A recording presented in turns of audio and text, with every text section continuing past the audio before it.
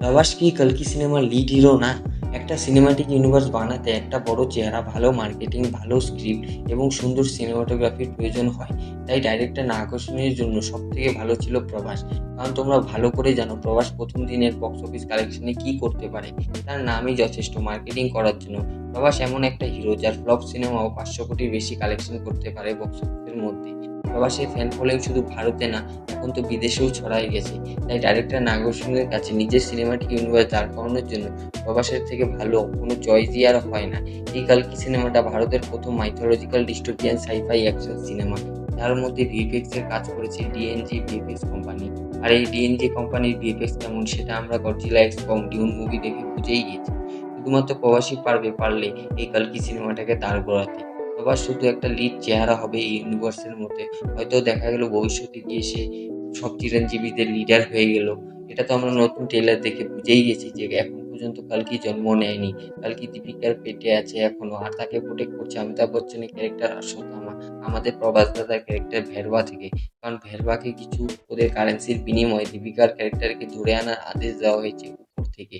উপর বলতে এখানে ইয়াসকিনের কথা বলা হচ্ছে, মানে আমাদের কামাল হাসানের নেগেটিভ ক্যারেক্টারটার কথা। প্রভাসকে কি আমরা ভবিষ্যতে কালকি রূপে দেখতে পাবো? এই কালকি সিনেমাটিক ইউনিভার্সে আমাদের কালকির কাহিনী দেখানো হবে নাকি প্রবাসী ক্যারেক্টার ভেরবার? তাই হয়তো ভবিষ্যতে প্রভাস কালকি সিনেমার লিড রোলে থাকবে না। যতদিন না কালকি জন্ম নিয়ে বড় হয়ে যাচ্ছে নিজের আর্মি সামলানোর জন্য, ততদিন হয়তো আমরা প্রভাসকে দেখবো এই সিনেমার মধ্যে। ট্রেলারে কিন্তু ভেরবার থেকে বেশি ইন্টারেস্টিং আমার অমিতাভ বচ্চন, কামাল হাসান আর শাশ্বত চ্যাটার্জির ক্যারেক্টারকে লাগছে। হয়তো যতদিন না কালকি জন্ম নিচ্ছে ততদিন আমরা প্রভাসকে সিনেমার মধ্যে থাকা অন্য চিরঞ্জীবীদের লিডার হতে দেখতে পারি। এইসব কথা বাদ দিয়ে যদি ডাইরেক্টররা এই কালকি সিনেমায় বাহুবলীর মতো ডবল রোল করে দেয়, তাহলে হয়তো প্রবাসী ভবিষ্যতে কালকি রূপে জন্ম নেবে বা দেখা যাবে ভবিষ্যতে। এটা জাস্ট একটা থিওরি পিজে দাদার, কারণ বেদ পুরাণে কোথাও কিন্তু লেখা নাই যে ভেরবার ছেলে কালকি। তাই আশা করছি ডাইরেক্টর নাগরসিংহ এটাকে পাল্টাবে না, কারণ এটা ইন্ডিয়ান মাইথোলজির ওপর বেস করে বানানো হচ্ছে ইন্ডিয়াকে নিজস্ব সুপার হিরো ইউনিভার্স দেওয়ার জন্য। আমাদের জেনারেশন সবকিছু দেখে অভ্যস্ত, তাই যদি তোমরা ভবিষ্যতে প্রভাসকে কালকি রূপে দেখো তাহলে অবাক হওয়ার কিচ্ছু নাই। यू गाए और कितने मौके मिले तुम्हें, पर इंसान ना बदले ना बदलेंगे। কি ভূমিকা রয়েছে কালকি ইউনিভার্সে? আমরা যদি ভবিষ্যতে কালকি নিজস্ব ইউনিভার্স দেখতে পাই তাহলে সবাই ইউনিভার্সকে মনে রাখবে প্রভাসের জন্যই। কারণ এখন থেকে 4-5টা পার্ট পর্যন্ত কালকিতে আমরা প্রভাসকে দেখতে পাবো। বলতে গেলে প্রভাস এই কালকি সিনেমার ফাউন্ডিং মেম্বার।